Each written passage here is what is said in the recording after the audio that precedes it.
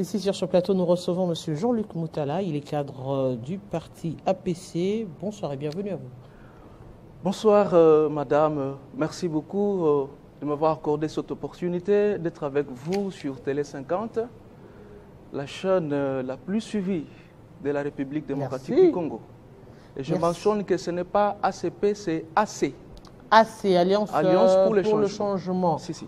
Oui, le P là, c'est pas assez. AC, Alliance pour le changement. Okay. Parti cher à Jean-Marc Kabound. Jean-Marc Kabound, oui. Voilà, donc qui est actuellement compté parmi les opposants à la République démocratique du Congo.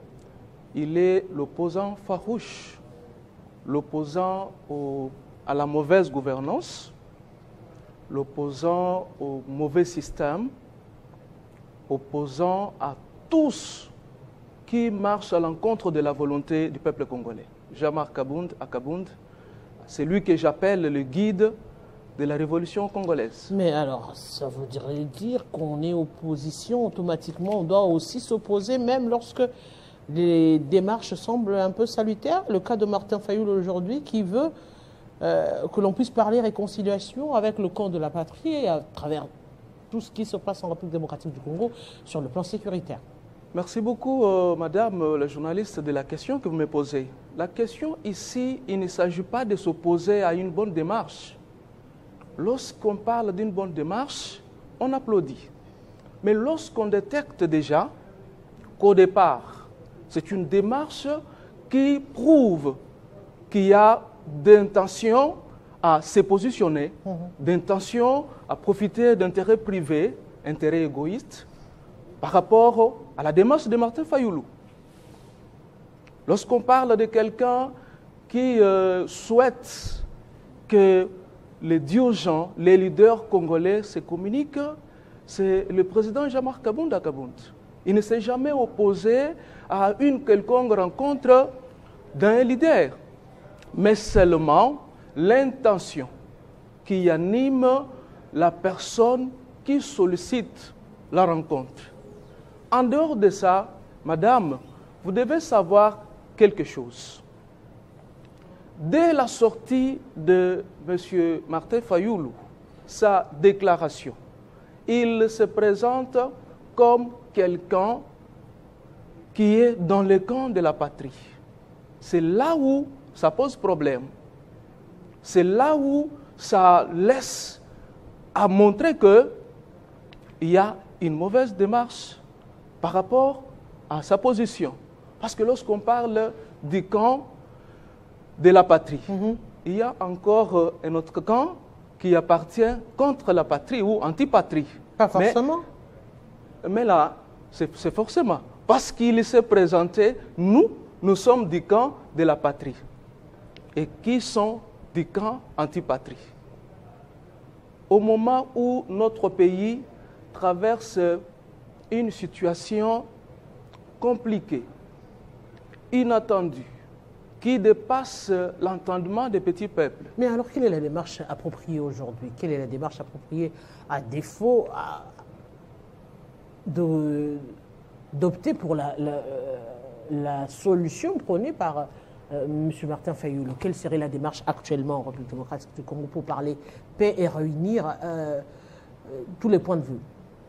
La position de notre parti politique, Alliance pour les changements, assez en sigle, est déjà connue à travers l'allocution du président Jean-Marc Kabound lors du 3e anniversaire du parti. Il a donné la position de notre parti. Il a évoqué d'abord que nous ayons à deux niveaux les dialogues. Le premier dialogue au niveau international. Il a parlé du processus de Lomé. Et le deuxième niveau, c'est les dialogues internes. Mais les dialogues internes, c'est ça le vrai problème. Les dialogues internes, qui veut rencontrer qui veut parler avec qui va accepter de parler avec qui? Parce qu'apparemment, les gens s'entre-déchirent. Si Fayoulou vient aujourd'hui pour parler du camp de la patrie, appeler à la paix, c'est une forme de dialogue en interne.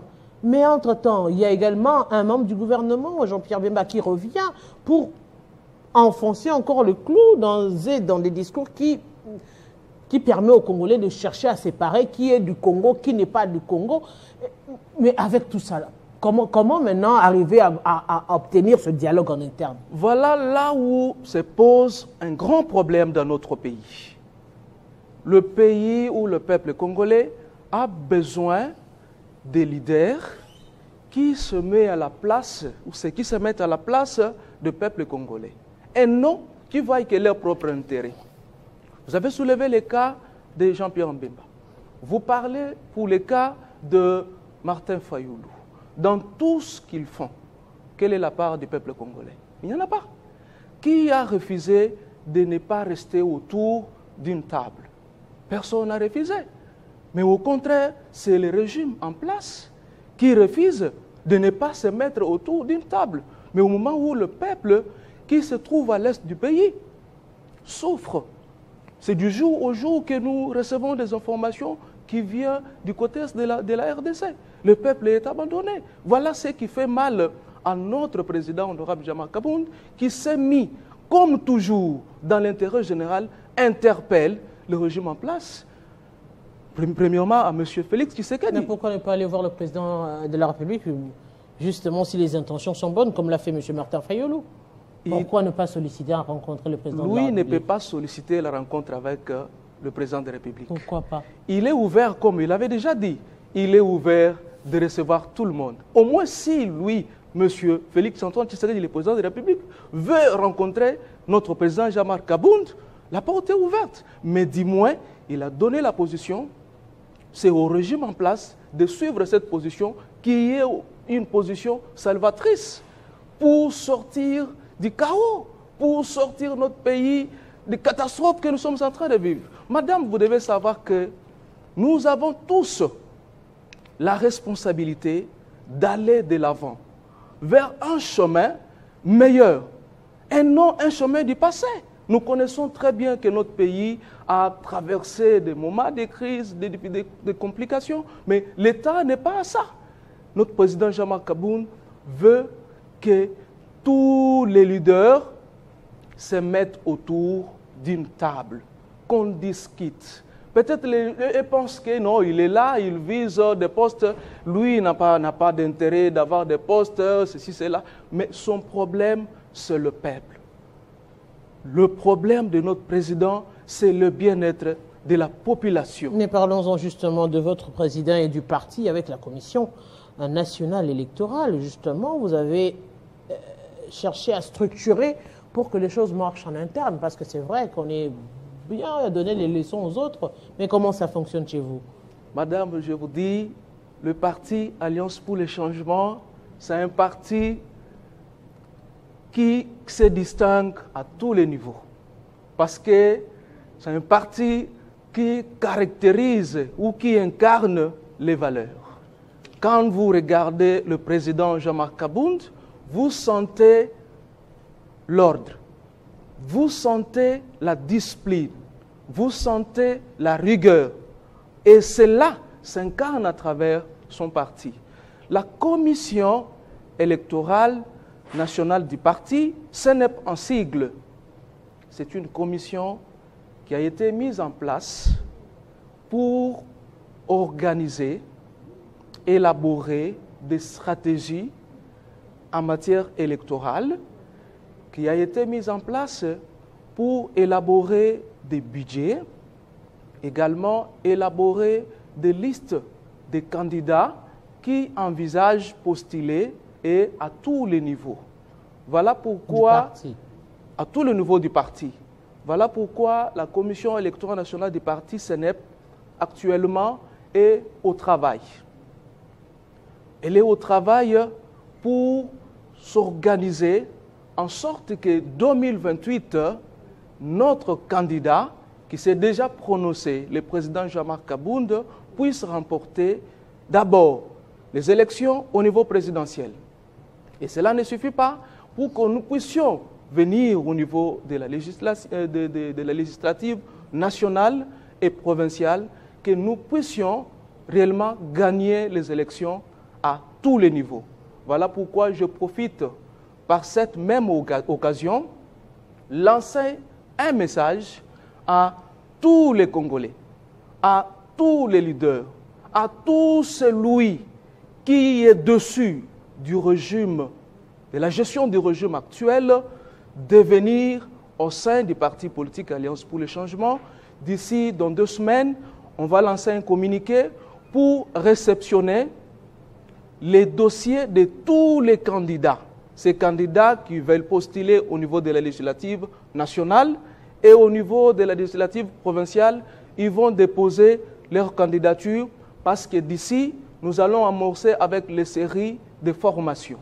Ça va commencer par la ville de Kinshasa et nous allons nous attendre au niveau des provinces. D'où nous n'allons pas commencer sans pourtant avoir des candidats, sans pourtant avoir ces listes sur notre table. Nous allons réceptionner les candidats pour déjà commencer à les préparer, pour faire des choses différemment.